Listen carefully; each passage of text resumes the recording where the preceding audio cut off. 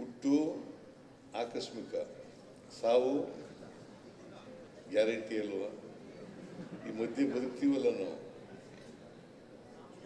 ಆ ಮಧ್ಯೆ ಬದುಕ್ತಕ್ಕಂಥ ಅವಧಿನಲ್ಲಿ ಜೀವನವನ್ನು ಸಾರ್ಥಕ ಮಾಡ್ಕೊಂಡಿದ್ದೇವೋ ಇಲ್ವೋ ಅಂತ ಒಂದ್ಸಾರಿ ನೋಡ್ತೀವಿ.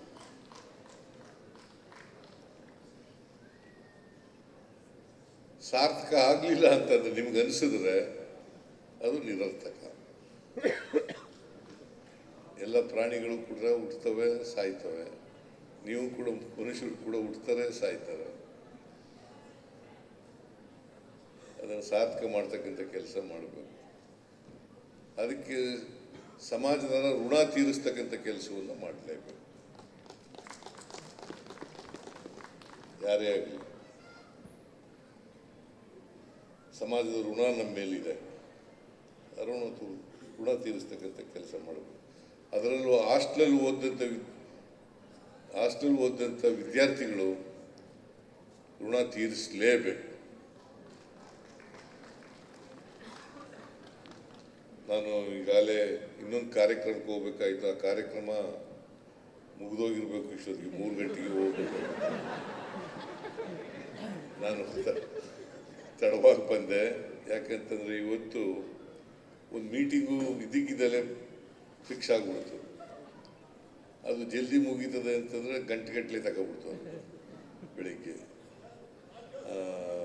ಮೆಕ್ಕೆಜೋಳ ಕೂತ್ಗಳಪ್ಪ ಮುಗುರು ಕೂತ್ಕೊ, ನಿನ್ನ ಲೈಫ್, ನಿನ್ನ ಜೀವನ ಸಾರ್ಥಕ ಮಾಡ್ಕೊ.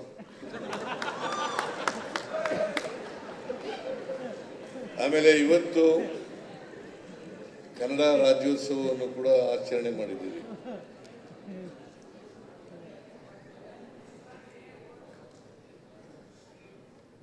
ಕನ್ನಡ ರಾಜ್ಯೋತ್ಸವ ನಾವು ಏನಪ್ಪ ಮಾಡಬೇಕಾಗಿರೋದು ಅಂತಂದರೆ, ನಾನು ಕನ್ನಡದಲ್ಲೇ ಮಾತಾಡ್ತೇನೆ, ಕನ್ನಡದಲ್ಲೇ ವ್ಯವಹರಿಸ್ತೇನೆ ಅಂತೇಳಿ ಶಬ್ದ ಮಾಡಬೇಕು. ಕರ್ನಾಟಕದಲ್ಲಿ, ಕನ್ನಡ ನಾಡಿನಲ್ಲಿ. ಯಾಕಂತಂದರೆ ಇವತ್ತು ನೀವು ಬೆಂಗಳೂರಿಗೆ ಹೋದರೆ ನಾವು ಕರ್ನಾಟಕದಲ್ಲಿದ್ದೀವೋ ಅಥವಾ ಬೇರೆ ರಾಜ್ಯದಲ್ಲಿದ್ದೀವೋ ಅಂತ ಅನಿಸ್ಬಿಡ್ತದೆ.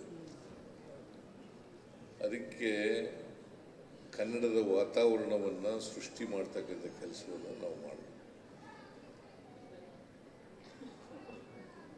ಕನ್ನಡದ ವಾತಾವರಣ ಸೃಷ್ಟಿಯಾಗಬೇಕು, ಅನಿವಾರ್ಯತೆ ಆಗಬೇಕು. ಕನ್ನಡ ಕಲೀಲೇಬೇಕು ಅಂತ ಅನಿವಾರ್ಯತೆಯನ್ನು ನಿರ್ಮಾಣ ಮಾಡಬೇಕು.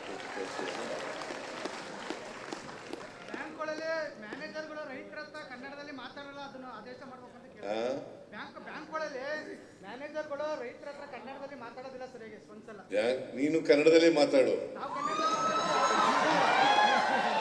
ರಾಜೀನಾಮೆ ಕೊಟ್ಟು ಹೋಗಪ್ಪ, ಕನ್ನಡ ಕಲಿಯೋರೆ ಅಂತ. ನಿನ್ನ ಜೊತೆ ವ್ಯವಹಾರ ಮಾಡಲ್ಲ ನಾನು. ನೀನು ಸಾಲ ತಗೊಳಕ್ ಹೋಗ್ತೀಯ ಅಲ್ವಾ? ಕನ್ನಡದಲ್ಲಿ ಮಾತಾಡು ಅಂತ ಹೇಳಬೇಕು. ಕಲಿಬೇಕು. ಅವರು ಕರ್ನಾಟಕದಲ್ಲಿ ಇರ್ತಕ್ಕಂಥ ಬ್ಯಾಂಕ್ಗಳಿರ್ಬೋದು, ಬೇರೆ ಸಂಸ್ಥೆಗಳಿರ್ಬೋದು, ಕನ್ನಡದಲ್ಲಿ. ಈಗ ಇವರು ಇಳಂಗೋವನ್ ಇದ್ದಾರೆ ತಮಿಳ್ನಾಡಿನಲ್ಲಿ. ಕನ್ನಡ ಮಾತಾಡ್ಕೊಂಡು ಬದುಕಕ್ಕಾದಲ್ಲಿ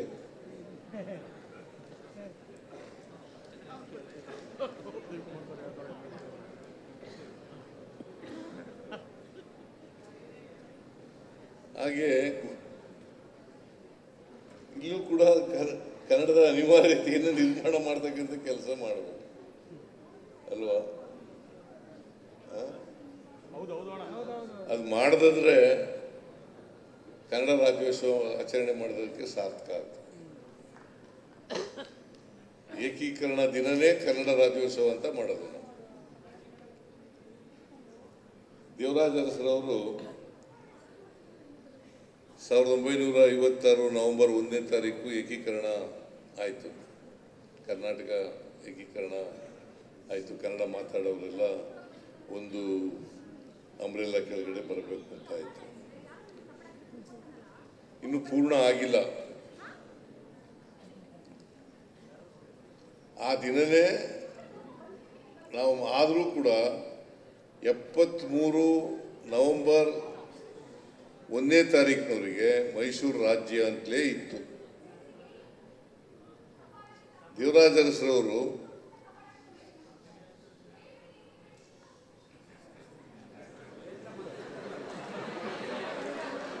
ಯಾರವರು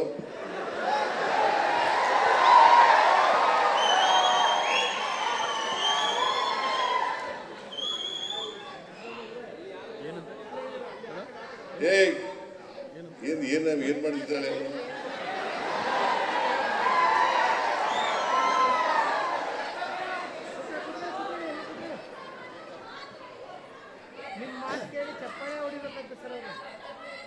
ಕೂತ್ಕೊಳ್ಳಮ್ಮ, ಕೂತ್ಕೋ.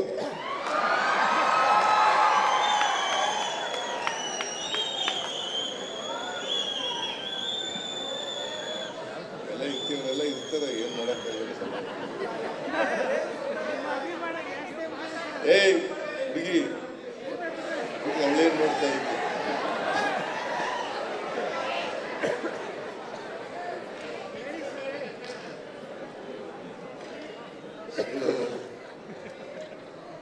ನಾವೆಲ್ಲರೂ ಕೂಡ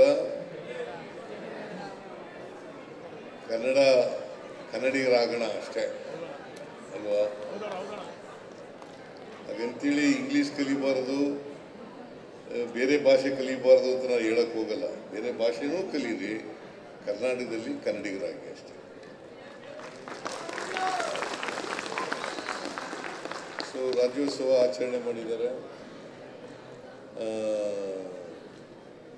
73ರವರೆಗೆ ಮೈಸೂರು ರಾಜ್ಯ ಅಂತಲೇ ಇತ್ತು. ದೇವರಾಜ ಅರಸರವರು 1973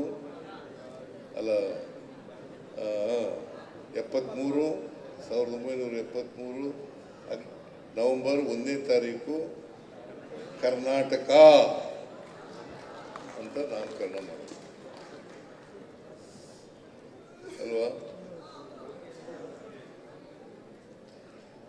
ಬಹಳ ಜನ ಏಕೀಕರಣ ಆಗಲಿಕ್ಕೆ ಹೋರಾಟ ಮಾಡಿದ್ದಾರೆ, ನಮ್ಮನ್ನು ಅಗಲಿದ್ದಾರೆ. ಅವ್ರಿಗೆಲ್ಲರೂ ಕೂಡ ಸ್ಮರಿಸ್ಕೊಳ್ತಕ್ಕಂಥ ಕೆಲಸ ಮಾಡೋಣ.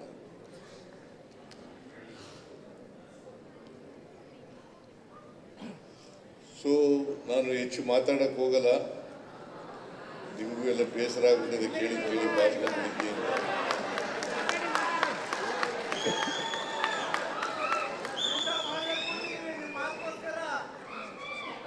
ಪ್ರೊಫೆಸರ್ ರವಿವರ ಕುಮಾರ್ ಅವರಿಗೆ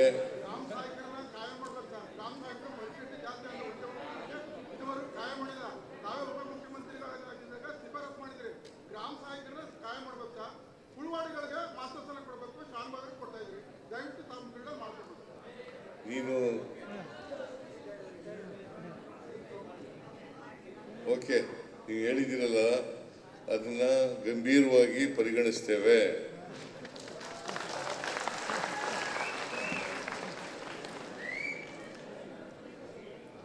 ರವಿವರ ಕುಮಾರ್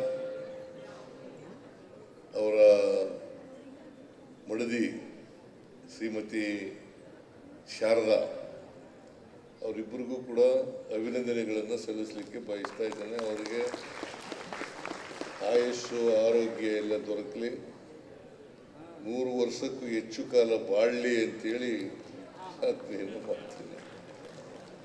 ನನಗಿಂತ ಚಿಕ್ಕವರು ಇರಬೇಕು. ರವಿವರ್ಮ ಕುಮಾರ್ ನನಗಿಂತ 7 ವರ್ಷ ಚಿಕ್ಕವರು ಇರಬೇಕು.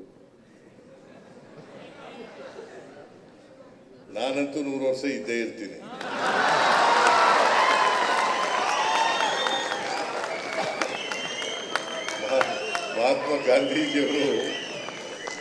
ಮಹಾತ್ಮ ಗಾಂಧೀಜಿಯವರಿಗೆ ಒಂದ್ಸಾರಿ ಅವರ ಅಭಿಮಾನಿ ಪತ್ರ ಬರೀತಾರೆ. ಏನಂತ ಅಂತಂದ್ರೆ, ನೀವು 100 ವರ್ಷ ಬಾಳಿ ಅಂತ ಬರೀತಾರೆ. ಅದಕ್ಕೆ ಉತ್ತರ ಏನು ಕೊಡ್ತಾರೆ ಗೊತ್ತಾ ಮಹಾತ್ಮ ಗಾಂಧೀಜಿಯವರು? ನೀನು 100 ವರ್ಷ ಕಡಿಮೆ ಹೇಳ್ಬಿಟ್ಟಿದ್ಯಾ, ನಾನು 125 ವರ್ಷ ಬದುಕಬೇಕು ಅಂತ ಅನ್ಕೊಂಡಿದ್ದೀನಿ ಅಂತ ಉತ್ತರ ಬರೀತಾರೆ. ಅದರಿಂದ ನಾನಂತೂ ನಾನಂತೂ ಅಂದ್ಕೊಂಡಿದ್ದೀನಿ 100 ವರ್ಷ ಬಾಳಬೇಕು ಅಂತ ಅಂದ್ಕೊಂಡಿದ್ದೀನಿ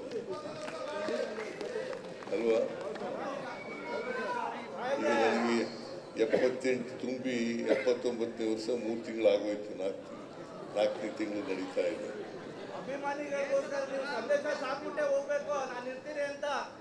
ಅದರಿಂದ ಅವ್ರಿಗೆ ಆಯಸ್ಸು ಆರೋಗ್ಯ ಸಂಪತ್ತೇನು ಬೇಡ, ಆಯಸ್ಸು ಆರೋಗ್ಯ ಕೊಡಲಿ,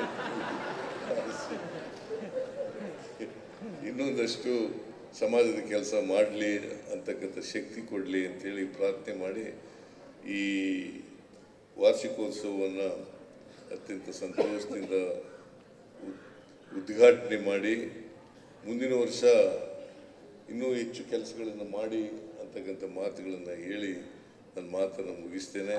ಜೈ ಹಿಂದ್, ಜೈ ಕರ್ನಾಟಕ. ಹೆಚ್ಚಿನ ವಿಡಿಯೋಗಳಿಗೆ ಪ್ರತಿಧ್ವನಿ ಯೂಟ್ಯೂಬ್ ಚಾನೆಲ್ ಸಬ್ಸ್ಕ್ರೈಬ್ ಮಾಡಿ, ಬೆಲ್ ಐಕಾನ್ ಕ್ಲಿಕ್ ಮಾಡಿ.